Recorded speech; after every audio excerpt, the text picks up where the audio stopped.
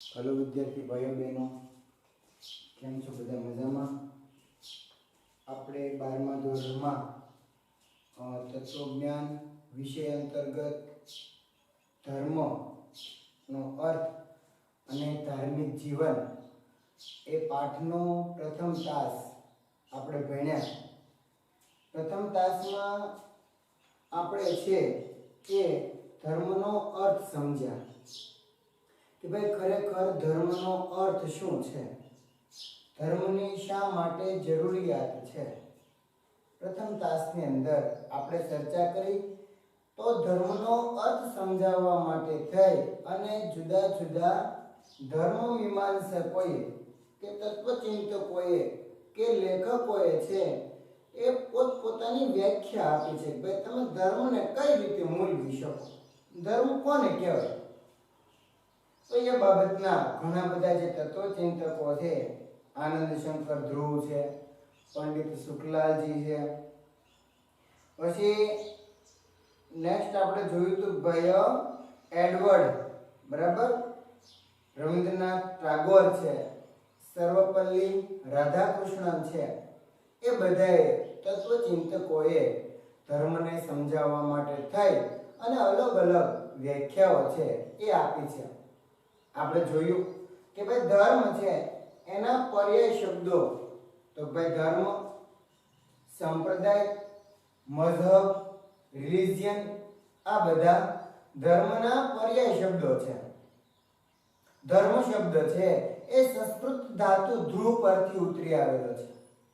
ધ્રુવનો અર્થ થાય છે ધારણ કરવું, ટકાવી રાખવું.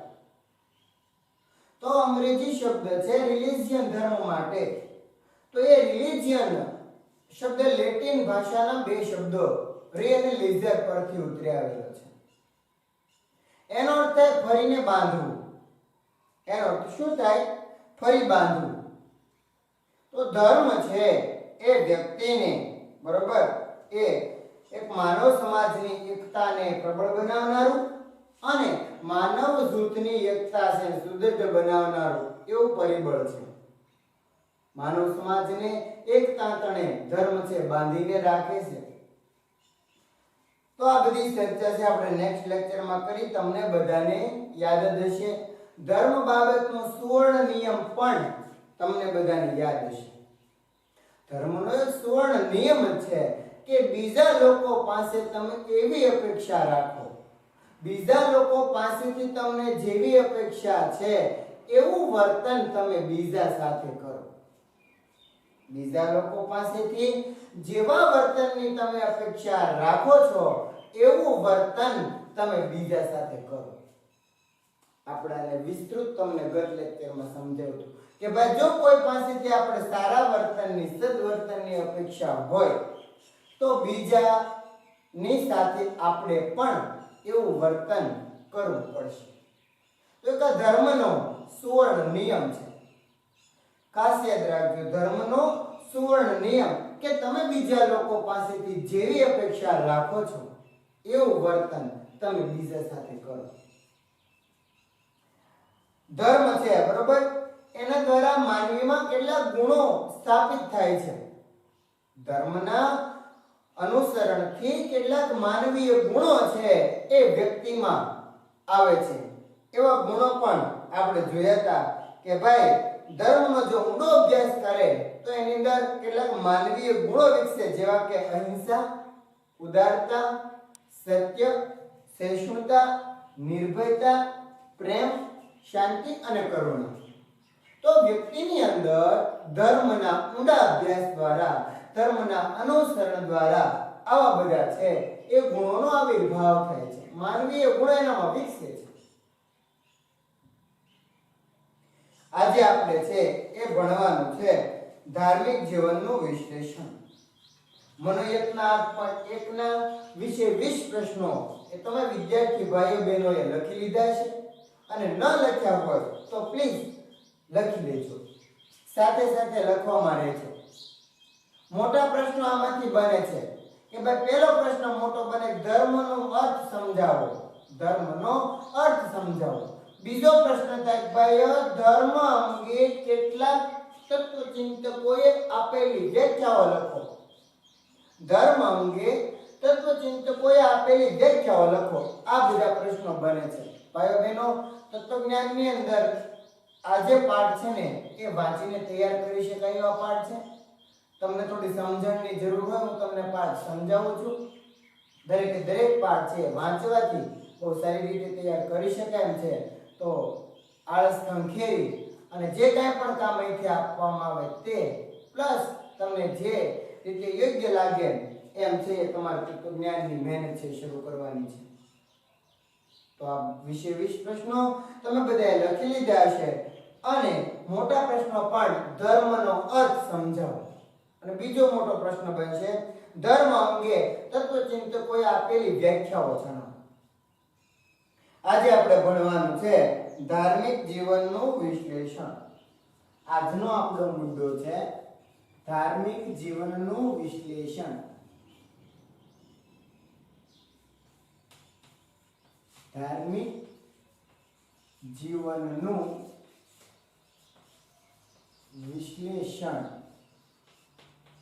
આજનો આપણો મુદ્દો છે ધાર્મિક જીવનનું વિશ્લેષણ. ગત લેક્ચરમાં આપણે જે કાંઈ પણ ભણ્યા એ બધું તમે છે કમ્પ્લીટ કરી રાખ્યું હશે. આજે આપણે ભણવાનું છે ધાર્મિક જીવનનું વિશ્લેષણ. તો પાઠ્યપુસ્તકમાં ધ્યાન આપજો બધા. સાથે સાથે ટેક્સ્ટ બુક પણ નોટ અને પેન પણ સાથે રાખજો. હવે ધાર્મિક જીવન દ્વારા માનવમાં અહિંસા, સત્ય, પ્રેમ, શાંતિ અને કરુણા આ બધા ગુણો છે એ પ્રગટે છે. કાલે આપણે ભણ્યા ધર્મના ઊંડા અભ્યાસ દ્વારા માનવીમાં કયા કયા ગુણોનો આવિર્ભાવ થાય છે, માનવીમાં કયા કયા ગુણો વિકસે છે. તો એ ધર્મના ઊંડા અભ્યાસ દ્વારા જે વિકસતા ગુણો અહિંસા છે, પછી ઉદારતા છે, નિર્ભયતા છે, બરાબર, સહિષ્ણુતા છે, સત્ય, પ્રેમ, શાંતિ, કરુણા આ બધા ગુણો વિકસે છે. તો એ આગળ બીજો ધાર્મિક જીવન દ્વારા મનુષ્ય છે માનવમાં અહિંસા, પ્રેમ, સત્ય, શાંતિ અને કરુણા આ ગુણો છે એનો વિકાસ થાય છે. આ ગુણોના સિંચન દ્વારા મનુષ્ય છે સાચું જીવન જીવી શકે છે અને સાચો માનવી બની શકે છે. આ બધા ગુણો જો મનુષ્યમાં હશે, ક્યાં ક્યાં ગુણો? તો અહિંસા, સત્ય, પ્રેમ, શાંતિ, કરુણા આ બધા ગુણો જો માનવીમાં વિકસિત હશે અથવા આ બધા ગુણોનો જેનામાં વિકાસ થતો હશે તો વિદ્યાર્થી ભાઈ બહેનો માનવી છે ને એ પોતાનું સાચું જીવન જીવી શકશે. માનવી છે એ પોતાના જીવનનો અર્થ સમજી શકશે, પોતાના જીવનનો મર્મ એ સમજી શકશે. એક સાચો માનવી બની શકે છે ધર્મના અનુસરણ દ્વારા. ધાર્મિક જીવનનું આ ધ્યેય જ્યારે પૂરેપૂરું પાર પડે ત્યારે એમ કહી શકાય કે માણસ મટી અને દેવ કે ઈશ્વર કોટીએ પહોંચે છે. જ્યારે વ્યક્તિની અંદર આ બધા ગુણોનો વિકાસ થાય, સત્ય, અહિંસા, પ્રેમ, શાંતિ, કરુણા, ઉદારતા, નિર્ભયતા, સહિષ્ણુતા આ બધા ગુણોનો જ્યારે માનવીમાં વિકાસ થાય અને પૂરેપૂરો વિકાસ થાય એ પોતાના કર્મ થકી આ તમામ ગુણોનો જો વિકાસ કરે તો માણસ છે એ માણસ મટી અને દેવ બની જાય છે. માણસ મટી અને દેવ ઈશ્વર કોટીએ પહોંચી જાય છે. જો આ બધા એના ગુણો જો વિકાસ થાય તો એ ઈશ્વરની સમકક્ષ પહોંચી જાય છે. ભગવાન જે છે ને, ભગવાન છે ધર્મમાં પૂરેપૂરું માન્યા છે, એને પૂરેપૂરું ધર્મનું અનુસરણ કર્યું છે એટલે ભગવાન. તો માણસ જ્યારે આ બધા ગુણો છે એનો પોતાના જીવનમાં આવિર્ભાવ કરે, એ પોતાના જીવનમાં તમામ ગુણો વિકસાવે તો માણસ છે ને એ ઈશ્વર બની જશે, એ દેવ બની જશે. પણ આ બધું કઠિન છે. આ બધા ગુણો જીવનમાં વિકસાવવા, આ બધા ગુણોમાં અનુસરવું એ ખરેખર કઠિન છે. તો માણસ છે બરોબર, એ જ્યારે ધર્મની અંદર પૂરેપૂરો માનવા વાળો થઈ જશે, આ બધા ગુણો છે એ એનામાં પૂરેપૂરા વિકસી જાય ત્યારે માણસ મટી અને દેવ બની જાય છે. આ દૃષ્ટિએ એમ કહી શકાય કે દેવી તત્વ ઈશ્વર કે પરમાત્માની આરાધના કરવી એ ધાર્મિક જીવનનું હાર્દ છે. ધાર્મિક જીવનનું હાર્દ, ધાર્મિક જીવનનો સાર શું છે? ધાર્મિક જીવનનું તત્વ શું છે? તો ભાઈ જે વ્યક્તિ ધાર્મિક જીવનમાં માનવા વાળો હશે એ દેવી તત્વ એ ઈશ્વર કે પરમાત્માની આરાધના કરતો હશે. વ્યક્તિ છે એ જ્યારે જે જીવન ધાર્મિક જીવનમાં માનવા વાળો હશે અને ધાર્મિક જીવનનો કોઈ સાર કહી શકાય તો એ સાર એ છે કે કોઈ દેવી તત્વ ઈશ્વર કે પરમાત્માની આરાધના કરવી. ધાર્મિક જીવનનો હાર્દ શું છે? ધાર્મિક જીવનનું મહત્વ શું છે? એનો સાર શું છે?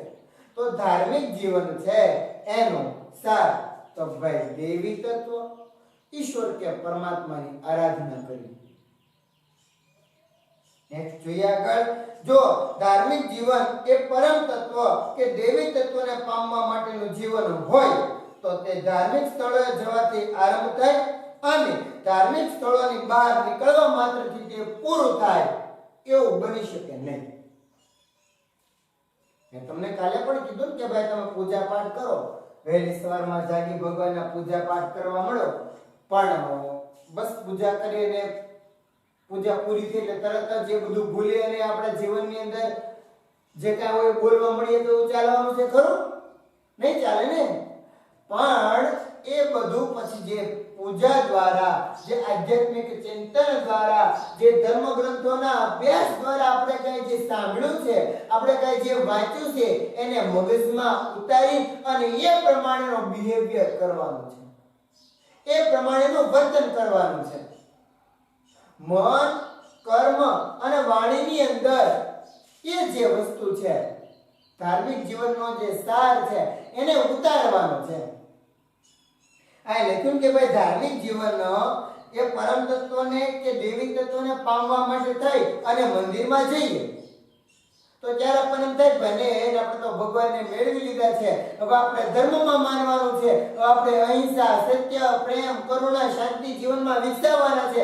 મંદિરમાં બેઠા બેઠા બધું વિચારતા હોઈએ પણ જેવા મંદિરની બહાર નીકળ્યા તો એ બધા ગુણો ભૂલી ગયા આપણે, તો એ ધાર્મિક જીવનનું મહત્વ નથી. એને તમે ધાર્મિક જીવન નહીં કહી શકો. સમજાય છે ને? ધાર્મિક જીવન જે છે બરોબર એ પરમ તત્વ કે દેવી તત્વને પામવા માટેનું જીવન હોય અને મંદિરમાં પ્રવેશ થવાથી શરૂ થાય, ધાર્મિક સ્થળોએ જવાથી શરૂ થાય અને ધાર્મિક સ્થળની બહાર નીકળ્યાથી પૂરું થાય એવું નથી. આગળ જોઈએ. ધાર્મિક સ્થળો તો પરમ તત્વ સાથે અનુસંધાન કરાવનાર એક પરિબળ છે. દાખલા તરીકે તમારે વિદ્યા મેળવવી છે તો તમે શાળાએ આવી અને વિદ્યા મેળવો છો. આની આ વિદ્યા તમે ઘરે બેઠા ન મેળવી શકો. મેળવી શકો ને ત્યારે ભણો છો બધા, ન ડરો. અત્યારે તમે બધા ઘરે બેઠા બેઠા વિદ્યા મેળવો છો તો શાળાએ શા માટે આવો?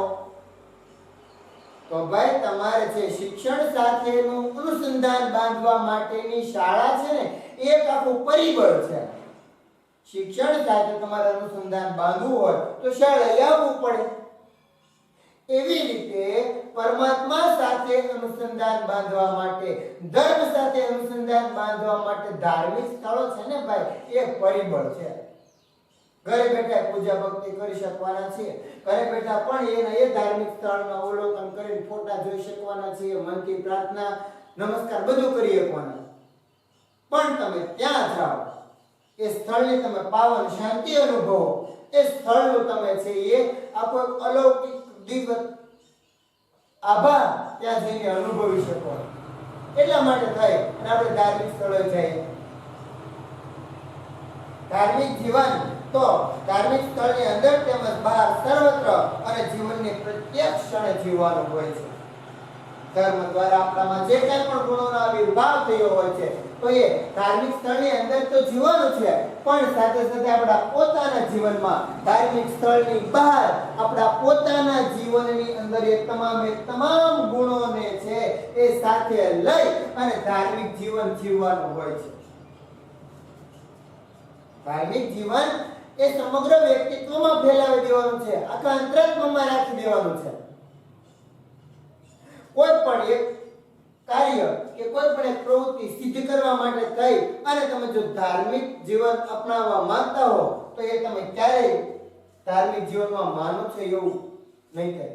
તમારો કોઈ જીવનનો એક ધ્યેય છે કે ભાઈ ચાલો આપણે ફલાણા સુધી પહોંચવું છે, કે આ ધ્યેય સિદ્ધ કરવો છે, ત્યાં સુધી ધાર્મિક જીવન જીવી લેવું છે. બહુ સરસ મજાના બધા ધર્મમાં માનો, ભક્તિમાં માનો, મન વચન અને વાણીથી દરેક પ્રવૃત્તિ કરતા હો અને જેવું તમારું એ લક્ષ્ય સિદ્ધ થયું અને તમે જે ધાર્મિક જીવન જીવવાનું છોડી દીધું તો વિદ્યાર્થી ભાઈ એનું ફળ આપણને મળવાનું નથી, અથવા તો એ ફળ મળ્યા બાદ પણ તમે જે યોગ્ય રીતે તમારું જીવન જીવી શકવાના નથી.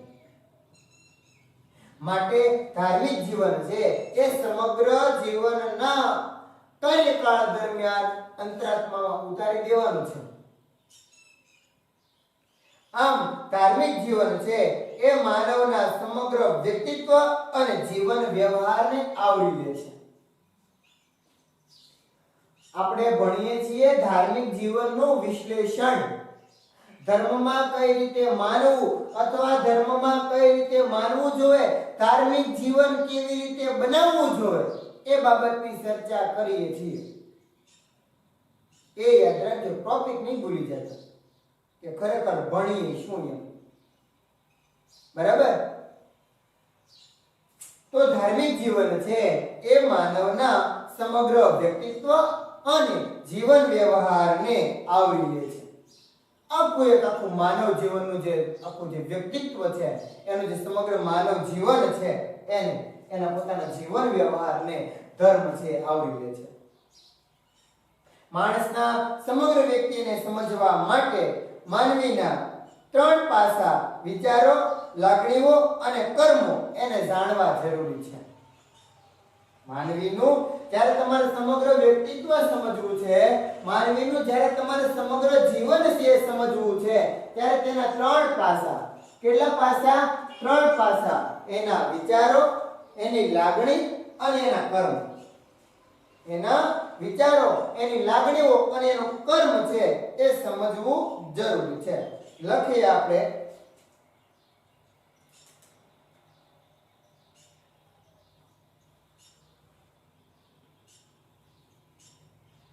માનવીના સમગ્ર વ્યક્તિત્વને સમજવા માટે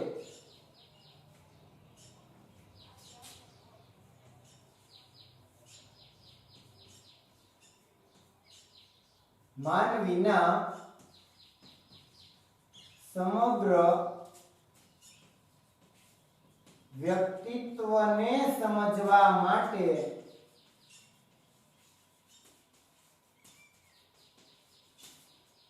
ત્રણ પાસા. માનવીના સમગ્ર વ્યક્તિત્વને સમજવા માટેના ત્રણ પાસા. પહેલું વિચારો, બીજું લાગણીઓ અને ત્રીજું કર્મ.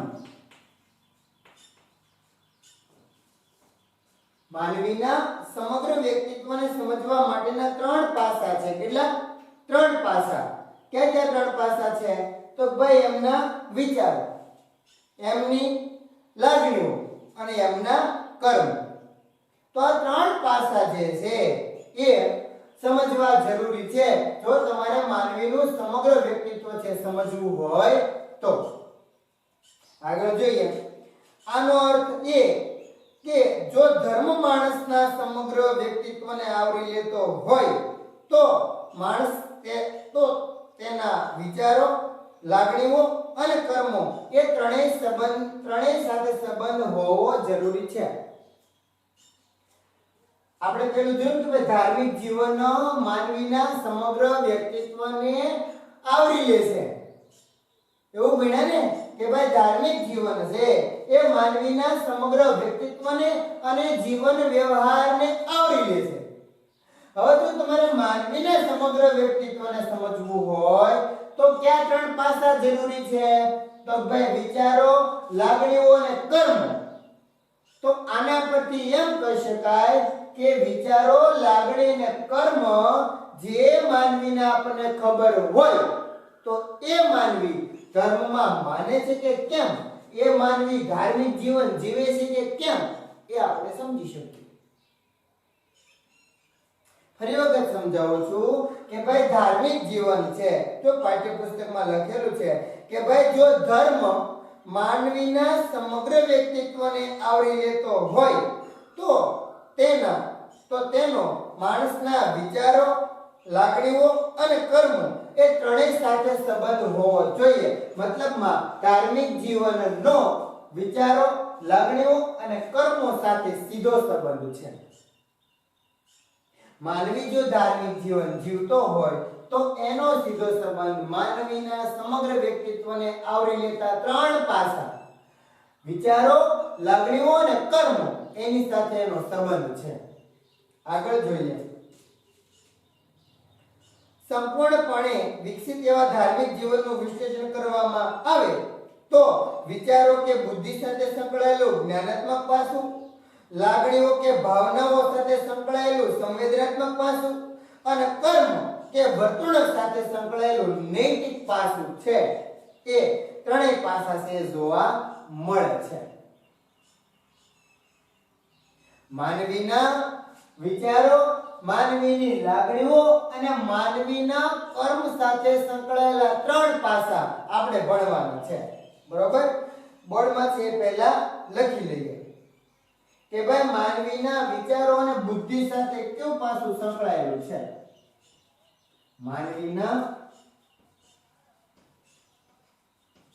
વિચારો અને લાગણી સાથે, માનવીના વિચારો અને બુદ્ધિ, વિચારો અને બુદ્ધિ, વિચારો અને બુદ્ધિ સાથે સંકળાયેલું પાસું.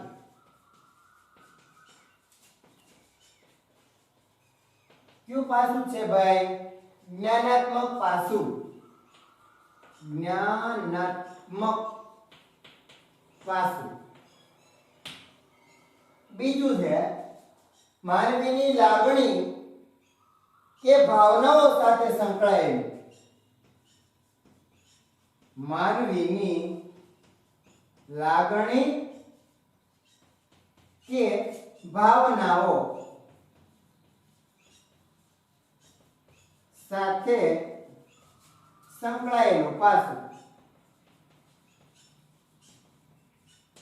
શું છે ભાઈ? સંવેદનાત્મક પાસું.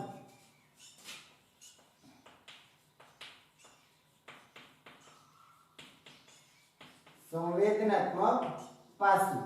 અને ત્રીજું છે માનવીના કર્મો અને વર્તણૂક સાથે સંકળાયેલું પાછું.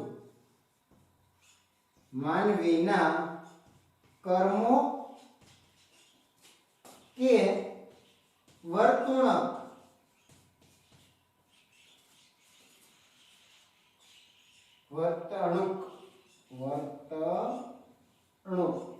સાથે સંકળાયેલું પાસું.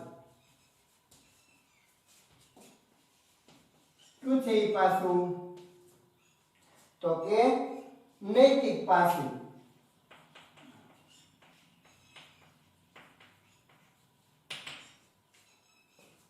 તો જો તમે બોર્ડમાં ધ્યાન આપજો, ખાસ સમજાવું છું. માનવીના સમગ્ર વ્યક્તિત્વને સમજવા માટેના ત્રણ પાસા છે. કેટલા પાસા? ત્રણ પાસા. વિચારો, લાગણીઓ અને કર્મ. તો આ વિચારો, લાગણીઓ અને કર્મો જે છે એને સીધો સંબંધ ધાર્મિક જીવન સાથે છે. વિચારો, લાગણીઓ અને કર્મો એને ત્રણને સીધો સંબંધ કોની સાથે છે? ધાર્મિક જીવન સાથે. તો તો એના પરથી કહી શકાય કે માનવીના વિચારો અને બુદ્ધિ સાથે સંકળાયેલું જ્ઞાનાત્મક પાસું, બરાબર, માનવીની લાગણી કે ભાવનાઓ સાથે સંકળાયેલું સંવેદનાત્મક પાસું અને માનવીના કર્મો કે વર્તણૂક સાથે સંકળાયેલું નૈતિક પાસું ધાર્મિક જીવનમાં માનનારા લોકોના જીવનમાં જોવા મળે છે. આમાંથી બે ટૂંકા પ્રશ્નો બને ભાઈઓ બહેનો, ખાસ યાદ રાખજો. એક તો માનવીના સમગ્ર વ્યક્તિત્વને આવરી લેતા ત્રણ પાસા, માનવીના સમગ્ર વ્યક્તિત્વને સમજવા માટેના ત્રણ પાસા. તો એ કયા ત્રણ પાસા છે? વિચારો, લાગણીઓ અને કર્મ. બીજું, માનવીના પછીના પ્રશ્નો કેવા બને એ કહો છો. ત્રણ પ્રશ્નો આમાંથી બની જાય કે ભાઈ માનવીના વિચારો અને બુદ્ધિ સાથે કયું પાસું સંકળાયેલું છે, કયું પાસું માનવીની લાગણીઓ અને ભાવનાઓ સાથે સંકળાયેલું છે, કયું પાસું માનવીના કર્મો અને વર્તણૂક સાથે સંકળાયેલું છે. તો માનવીના વિચારો અને બુદ્ધિ સાથે સંકળાયેલું જ્ઞાનાત્મક પાસું, માનવીની લાગણી અને ભાવનાઓ સાથે સંકળાયેલું સંવેદનાત્મક પાસું, માનવીના કર્મો કે વર્તણૂક સાથે સંકળાયેલું નૈતિક પાસું. ખાસ યાદ રાખજો. બીજી રીતે કહીએ તો પૂર્ણ ધાર્મિક જીવનમાં જ્ઞાન, ભક્તિ અને નીતિનું સ્થાન અનિવાર્ય છે. બીજી રીતે જો કહીએ તો પૂર્ણ ધાર્મિક જીવન જે જીવનાર વ્યક્તિ હોય એના જીવનમાં જ્ઞાન, ભક્તિ અને નીતિ, એનામાં જ્ઞાન પણ હોવું જોઈએ, એ ભક્તિ ભાવમાં પૂજા અર્ચનમાં પણ માનવો જોઈએ અને એ નીતિ એ ચાલવો જોઈએ. આ નીતિ શબ્દ બહુ નાનો એવો લાગે પણ વિદ્યાર્થી ભાઈઓ બહેનોને જીવનમાં અનુસરવું ને લગભગ એ આપણા માટે શક્ય નથી. નીતિમાં ચાલવું એ આપણા માટે શક્ય નથી. એટલા માટે જ આપણે ધાર્મિક જીવન જીવતા નથી. તમને જો કોઈને વહેમ હોય, વહેમ કહો છો તો એ મનમાંથી કાઢી નાખજો. આપણે કોઈ પણ ધાર્મિક જીવન જીવતા નથી, કારણ કે આપણામાં પૂર્ણપણે અહિંસા, સત્ય, પ્રેમ, કરુણા, શાંતિ, સહિષ્ણુતા, નિર્ભયતા આ ગુણોનો પૂર્ણ રીતે વિકાસ થયેલો છે નહીં. આપણે એમાં માનનારા નથી. માટે જ તો આપણે છે એ ધાર્મિક જીવન જીવતા નથી. યાદ રાખજો તમે, માનવના સમગ્ર વ્યક્તિત્વને સમજવા માટેના ત્રણ પાસા, વિચારો, લાગણીઓ અને કર્મો. તો માનવીના વિચારો અને બુદ્ધિ સાથે સંકળાયેલું જ્ઞાનાત્મક પાસું, માનવીની લાગણી અને ભાવનાઓ સાથે સંકળાયેલું સંવેદનાત્મક પાસું અને માનવીના કર્મો કે વર્તણૂક સાથે સંકળાયેલું નૈતિક પાસું. બીજી રીતે કહીએ તો પૂર્ણ ધાર્મિક જીવન, બરાબર, એ જીવનમાં પૂર્ણ ધાર્મિક જીવન જે જીવનાર વ્યક્તિ હોય એના જીવનની અંદર જ્ઞાન, ભક્તિ અને નીતિ નું અનિવાર્ય સ્થાન છે. નેક્સ્ટ જોઈએ આગળ. જ્ઞાન, ભક્તિ, નીતિ એ વૈરાગ્ય વગર સિદ્ધ થતું નથી. જ્ઞાન, ભક્તિ અને નીતિ એ વૈરાગ્ય વગર સિદ્ધ થતું નથી. તો આપણે કોઈ વૈરાગ્ય છીએ નહીં. વૈરાગ્ય એટલે કે સંસાર સામાજિક જીવનથી દૂર. વૈરાગ્ય એટલે સામાજિક કે સંસારથી દૂર. એનો મતલબ એવો પણ નથી કે આશ્રમો બાંધીને બેસી જવાનું અને એ પૂર્ણ ધાર્મિક જીવન જીવતો એવું નથી હો. જે બાવા છે, હું કોઈ સાધુ કે સંતની વાત નથી કરતો, પણ જે બાવા લોકો છે એ ધાર્મિક જીવન જીવવા વાળા નથી હોતા, એ ઢોંગી હોય છે. આપણે એમ થાય કે સરસ મજાનો આશ્રમ બાપુએ બાંધ્યો છે, નામ છે તેમ છે ને પૂર્ણ ધાર્મિક જીવન. ના ભાઈ ના, એવું કઈ નહીં હોતું. એ પણ ધાર્મિક જીવન પૂર્ણ રીતે જીવતા હોતા નથી. આપણે 10મા ધોરણની અંદર શીલવંત સાધુના ગુણો જોઈ ગયા હતા. જોયા હતા ને? 10મા ધોરણમાં ગુજરાતી ભાષામાં શીલવંત સાધુ, બરોબર, કોને કહેવાય? એ ગુણો જોઈ ગયા હતા. જો હવે તમને જે સંતમાં તમને આ બધા ગુણો જોવા મળતા હોય તો એ સંત પૂર્ણ ધાર્મિક જીવન જીવે છે અને એ વૈરાગી છે એમ કહી શકાય. બરાબર? એ છે એ વૈરાગી કહી શકાય. વૈષ્ણવ જન અને શીલવંત સાધુ બેમાં પાછો ફેર છે. હો ભાઈ બહેનો ધ્યાન રાખજો. વૈષ્ણવ જન એટલે વિષ્ણુનો પરમ ભક્ત અને શીલવંત સાધુ એટલે જે વૈરાગી જીવનથી જે દૂર છે તે. જોઈએ આગળ. જ્ઞાન, ભક્તિ અને નીતિ એ વૈરાગ્ય વગર સિદ્ધ થતા નથી. આમ વૈરાગ્ય પણ ધાર્મિક જીવનનું એક આવશ્યક અંગ છે. વૈરાગ્ય છે એ પણ ધાર્મિક જીવનનું એક આવશ્યક અંગ છે. સંસારથી દૂર, સમાજ પોતાના પરિવારજનોથી દૂર રહી અને આ તમામ ગુણો જેનામાં વિકસાયેલા હોય, જેનામાં જ્ઞાનાત્મક, સંવેદનાત્મક અને નૈતિક પાસા પ્રબળ હોય, જે જ્ઞાન, ભક્તિ અને નીતિમાં માનવા વાળો હોય, એનામાં એ ગુણો સિદ્ધ થયા હોય, એ કેવો હશે? વૈરાગ્ય હશે. વૈરાગ્ય એનામાં છે, વિકસેલું છે. તો યાદ રાખો કે ભાઈ ખાસ કરી અને વૈરાગ્ય પણ ધાર્મિક જીવનનું એક આવશ્યક અંગ છે. માણસના ધાર્મિક જીવનમાં જ્ઞાન, ભક્તિ, નીતિ અને વૈરાગ્યનું જે સ્થાન છે એની સમજૂતી હવે આપણે મેળવવાની છે. હવે આપણે છે એ જ્ઞાન,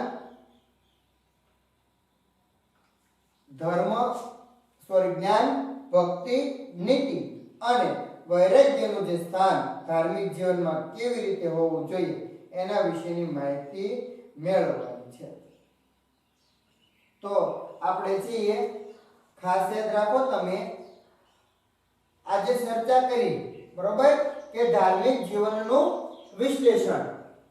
ધાર્મિક જીવનનું વિશ્લેષણ આપણે ભણ્યા. એ અંતર્ગત એક તો પહેલા ધાર્મિક જીવન છે કઈ રીતે વિકસાવી શકાય.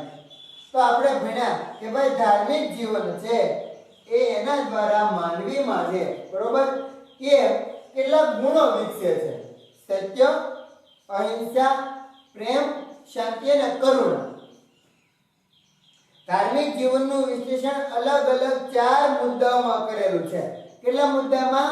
4 મુદ્દામાં. કે ભાઈ ધાર્મિક જીવનમાં જ્ઞાનનું સ્થાન, પછી છે ધાર્મિક જીવનમાં ભક્તિનું સ્થાન, ધાર્મિક જીવનમાં નીતિનું સ્થાન અને ધાર્મિક જીવનમાં વૈરાગ્યનું સ્થાન. અત્યાર સુધી આપણે પ્રસ્તાવના ભણ્યા. અત્યાર સુધી આપણે શું ભણ્યા? ધાર્મિક જીવનના વિશ્લેષણની પ્રસ્તાવના ભણ્યા કે ભાઈ કઈ રીતે ધાર્મિક જીવનમાં જ્ઞાન, પછી ભક્તિ, નીતિ અને વૈરાગ્ય જરૂરી છે. ધાર્મિક જીવનમાં જ્ઞાન, નીતિ, ભક્તિ અને વૈરાગ્ય કઈ રીતે જરૂરી છે એના વિશે ભણ્યા. હવે આપણે એનું જોવાનું છે કે ભાઈ અલગ અલગ રીતે સમજીએ, વિસ્તૃત, કે ભાઈ ધાર્મિક જીવનમાં જ્ઞાનનું શું સ્થાન છે, ભક્તિનું શું સ્થાન છે, નીતિનું શું સ્થાન છે અને વૈરાગ્યનું શું સ્થાન છે. તો હવે પછીના બીજા તાસને ત્રીજા તાસમાં આપણે મળીએ ત્યારે છે એ વિશેષ છે ધાર્મિક જીવનમાં જ્ઞાનનું સ્થાન, ભક્તિનું સ્થાન, જે કાંઈ પણ મુદ્દા ચાલશે એટલાની ચર્ચા આપણે કરીશું. વિદ્યાર્થી ભાઈઓ બહેનો, આજના તાસમાં આપણે ધાર્મિક જીવનનું વિશ્લેષણ એ બાબતે સમજ મેળવી. વિસ્તૃત સમસ્યા આવતા લેક્ચરમાં મળશું. ત્યાં સુધીમાં તમારે યાદ રાખવાનું છે આજે આપણે જે કાંઈ ભણ્યા તે, બરોબર, કે માનવીના સમગ્ર વ્યક્તિત્વને સમજવા માટેના 3 પાસા. એક માર્કમાં સવાલ છે આ બધા: વિચારો, લાગણી અને કર્મ.